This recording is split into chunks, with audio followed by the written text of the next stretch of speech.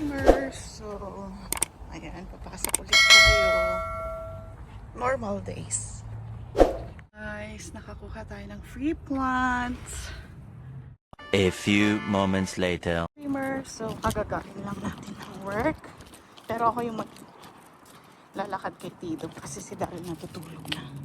Kasi pupunta mamaya yung kaibigan namin para i-check yung si Asher. Diba may natunog? So, yan. Toka ako. May gusto akong i-share sa inyo. Although hindi naman siya tawag dito, hindi namin experience, pero may share lang ako sa inyong kwento na nangyari ngayon dito sa Regina. Isang car accident. Hindi ka natido. Bale,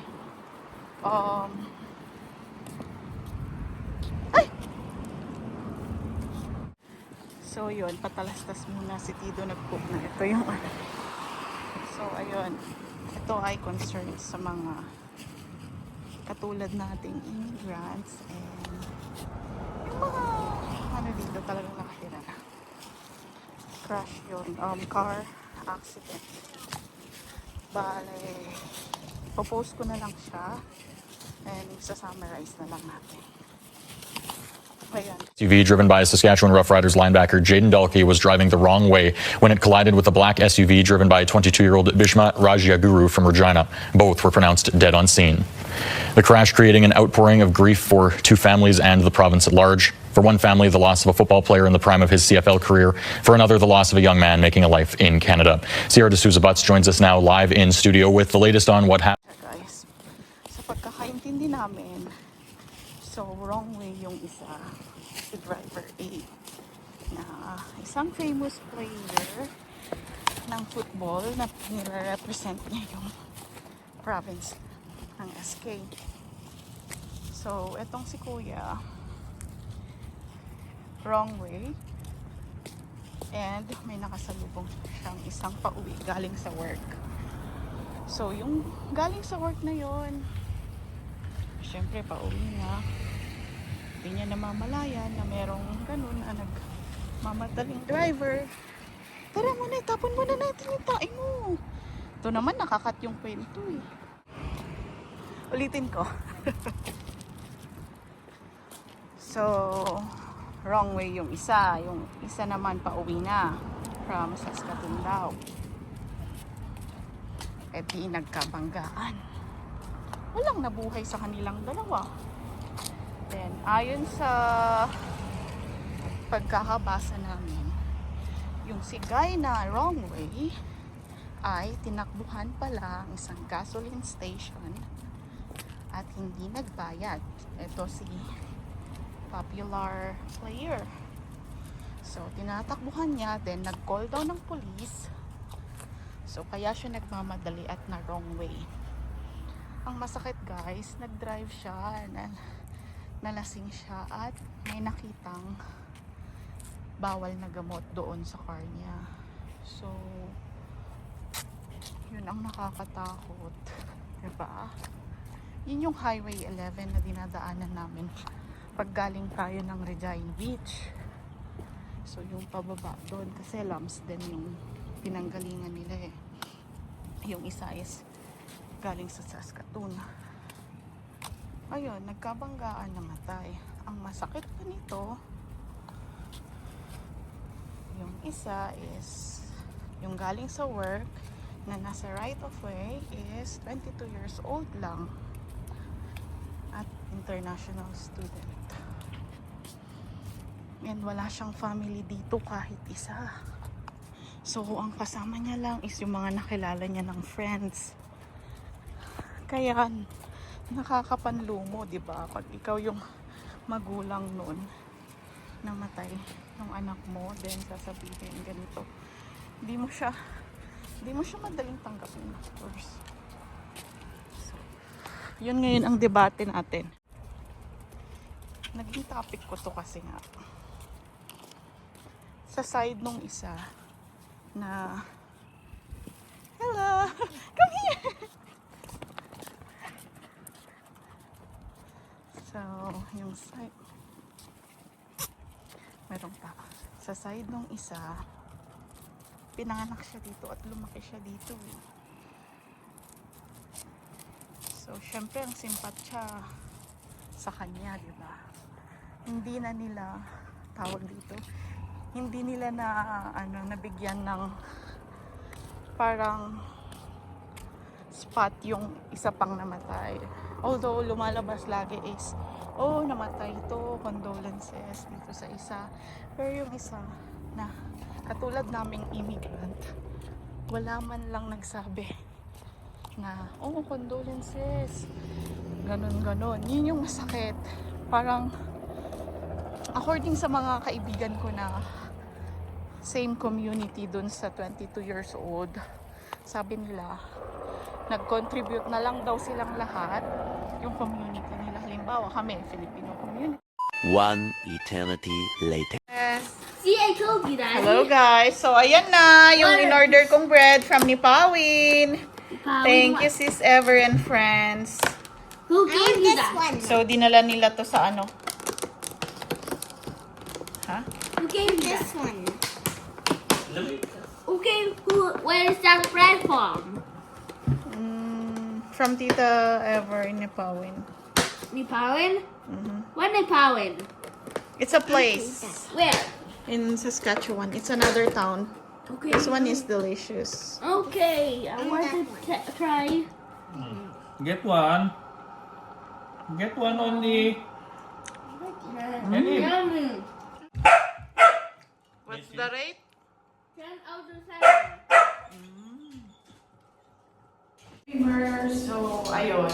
Tutuloy natin ang kwento na putol kahapon kasi may tumawag at dumating yung mga friends ko. So, ituloy na natin guys. Ayun na nga, namatay na silang dalawa. Dahil nga, fatal collision. Come on.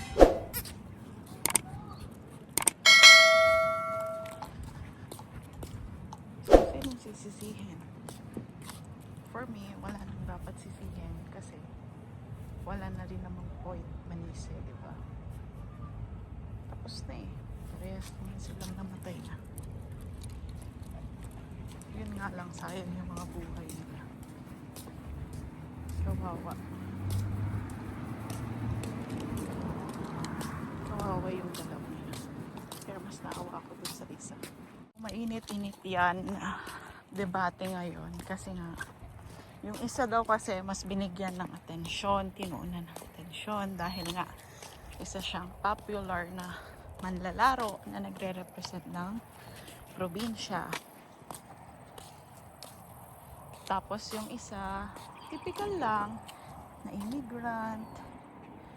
Nag-iisa lang siya dito, guys, and estudyante katulad natin noon. So, ang ginawa na lang nung community nung isa, nag-GoFundMe sila para maiuwi yung bangkay. Pero very naman sila, intact silang community kasi nga tulungan sila. So, yun. Ang masakit doon, birthday pa daw nung tatay nung mas bata na namatay. Hindi na lang natin lalagay ng kung anek na name dyan. Basta yun yung kwento nung ngayon. Mainit na debate. Of course,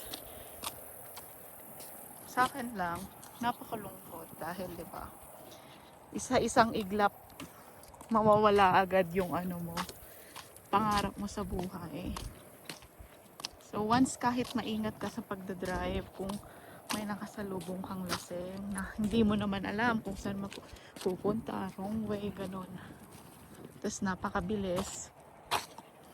Ang tanong ko nga paano kung yung buong pamilya na galing sa Regina Beach, tulad namin, lagi kami napupunta doon. Kami pala yun, diba? So, sabi naman na nakausap ko, kung time mo na talaga, time mo na. Kaya savor every moment na lang. Consider every day as your last day. Sabi nga ng teacher ko noon, which is true. Ayun lang guys, nakakalungkot lang. Devastated ang buong community nila. At the same time, sa other side din. Pero yun nga, mas nag-focus kasi nga, given naman yun. Manlalaro ka, parang, ayun. So, yun ang sharing ko. Hopefully na may nakaintindi. Pero, popost ko na lang din dyan. And yung mga may kamag-anak, alam na nila yung kwento. Mga nagtaga dito. Nasa sa inyo na po yung, tawag dito. Mag-isip kung ano sa tingin nyo. Pero for me, wala na akong dapat sisihin kasi nga, wala na rin namang use. Same lang silang nagbuwis na ng buhay din. Although talaga namang kasalanan nung nakainom, diba? Moral lesson of the story, yun, huwag iinom. Pag magdadrive pa pala. And, yun nga, ang other downside dito sa Canada, very open kasi ang weeds. Parang ganun. Weeds daw ang nakita. I don't know, I'm sure. Pero, sabi intoxicated din yung guy na isa.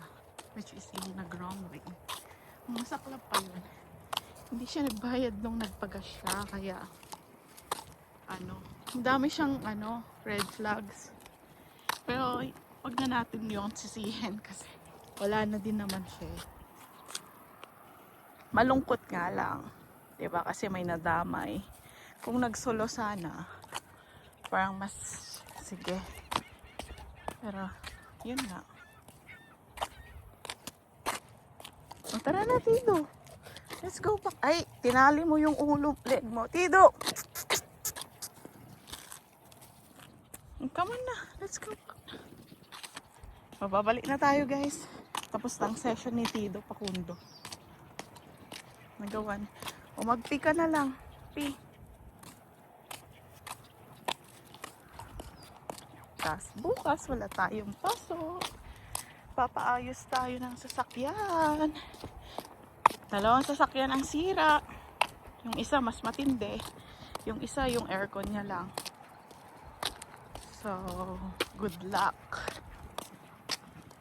Tido Pakundo! Jump, jump, jump!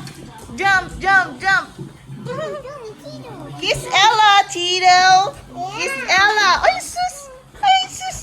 Hindi ka pwede. Diyan ka lang sa baba. Diyan lang. Okay? Ay, sus, sus, sus. He wants to kiss your mom. No. Bad breath. Bad breath. What is it? His bad breath. Yeah. Ah! Hello, ka-dreamers! Kamo, Tido. Please subscribe naman po sa aking Facebook page. Ala ko, ang galing tumalon. Hindi ka pwede, baba ka lang. Ang dog dyan lang sa baba para wag masanay. Hindi pwede sa We love Tito. One eternity later. Yan guys, papasok tayo. Gabi na. Tinan nyo, parang red moon or orange. Kala mo araw yung buwan. Medyo pagka-reddish siya.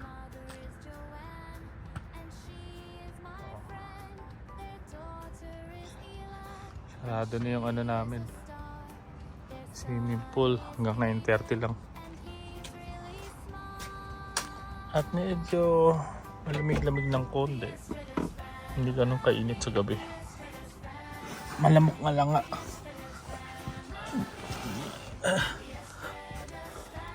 Malamok ang summer ngayon.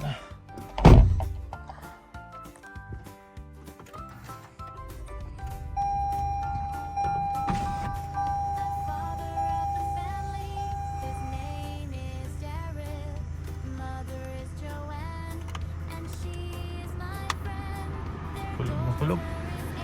Ayan, pasok na tayo.